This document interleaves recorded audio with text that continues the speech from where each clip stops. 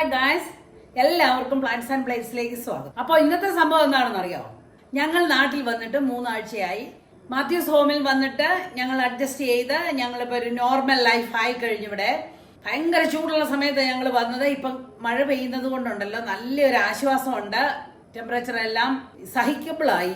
അതുപോലെ തന്നെ ഞങ്ങൾ ചെറിയൊരു കാർ വാങ്ങി. അതുകൊണ്ട് നമുക്ക് എപ്പം വേണമെങ്കിലും എവിടെ പോകണമെന്ന് പറഞ്ഞാലും നമുക്ക് പോകാൻ സാധിക്കും. നമുക്ക് നല്ല ഫ്രീഡം ഉണ്ട് ഇവിടെ. അതുകൊണ്ട് ഞങ്ങൾ കുറെ സ്ഥലങ്ങളിലെല്ലാം പോയി കേട്ടോ. ചെങ്ങന്നൂർ, മല്ലപ്പള്ളി, ഏറ്റുമാനൂര്, തലയോലപ്പറമ്പ്, അരീപ്പറമ്പ് എന്ന് വേണ്ട കുറെ സ്ഥലങ്ങളിലെല്ലാം ഞങ്ങൾ സമയം കിട്ടിയപ്പോൾ എല്ലാം പോയി. അങ്ങനെ ഞങ്ങൾക്ക് ഞങ്ങളുടെ പ്രിയപ്പെട്ടവരെ എല്ലാം കാണാൻ പോകുന്നതുണ്ടല്ലോ ഭയങ്കര സന്തോഷമുള്ളൊരു കാര്യമാണ്.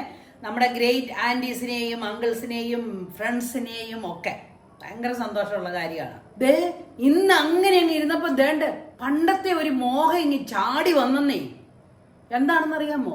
കോട്ടയത്ത് പോയൊരു സിനിമ കാണുന്നത്. ചിരി വരുന്നുണ്ടായിരിക്കും അല്ലേ? എനിക്ക് ഹസ്ബൻഡും ഭയങ്കര ക്രേസ് ആയിരുന്നു സിനിമകൾ കാണാൻ. ഞങ്ങൾ കോട്ടയത്താണല്ലോ, ഞങ്ങളുടെ ജീവിതത്തിന്റെ 3/4 ഭാഗവും അവിടെ തന്നെയാണ് ജീവിച്ചത്. അപ്പോൾ കോട്ടയത്ത് വരുന്ന 5 തിയേറ്ററിലെ പടങ്ങളും കഴിവതും ഫസ്റ്റ് വീക്കിൽ തന്നെ കാണും.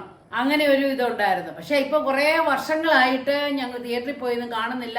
നമുക്കിതെല്ലാം ഇപ്പൊ ഹോട്ട്സ്റ്റാറിലും മനോരമ മാക്സിലും അങ്ങനെയെല്ലാം കാണാൻ പറ്റുമല്ലോ. അമേരിക്കയിലിരുന്നപ്പോൾ നമുക്ക് വേറെ ചാനൽ ഉണ്ടായിരുന്നു. അപ്പോൾ ഏത് സിനിമ ഇറങ്ങിയാലും അപ്പോഴേ കാണാം.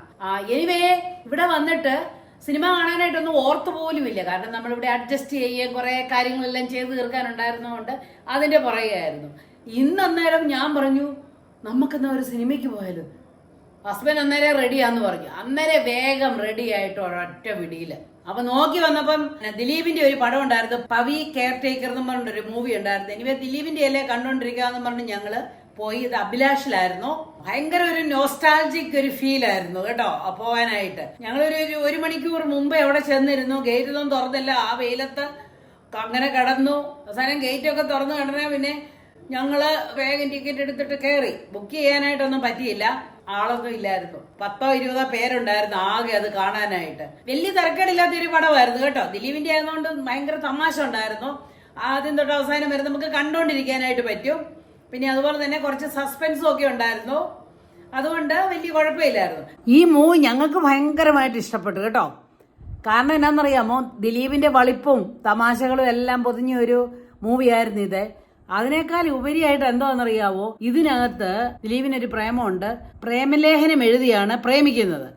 അത് ഇപ്പോഴത്തെ കാലത്തുള്ള പിള്ളേർക്കൊന്നും അറിയത്തില്ല ഈ പ്രേമലേഖനം എന്താണെന്നുള്ളത്. അതൊക്കെ ഞങ്ങളുടെ കാലത്തായിരുന്നു അതുണ്ടായിരുന്നത്. അപ്പൊ പ്രേമിക്കുന്ന ആ കാലമൊക്കെ ഇങ്ങനെ ഓർമ്മയിൽ ഓടിയെത്തി എന്നുള്ളതാണ്. അങ്ങനെ ഞങ്ങൾ പോപ്കോണും ഒക്കെ വാങ്ങിച്ച് ആ സിനിമ ശരിക്കും എൻജോയ് ചെയ്തു. കാരണം ഭയങ്കര ഒരു നോസ്റ്റാൾജിക് ഫീലിംഗ് ആയിരുന്നു കേട്ടോ. നമ്മുടെ പഴയ തിയേറ്ററിൽ പോയിരുന്ന് ആ ഒരു സിനിമ കാണുന്നത്.